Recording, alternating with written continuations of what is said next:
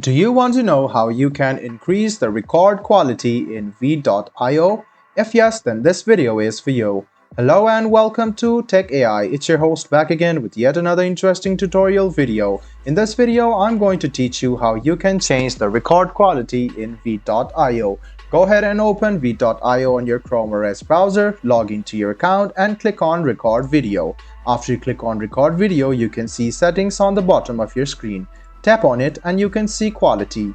Click on this drop down menu and you can see there are two quality, standard and high.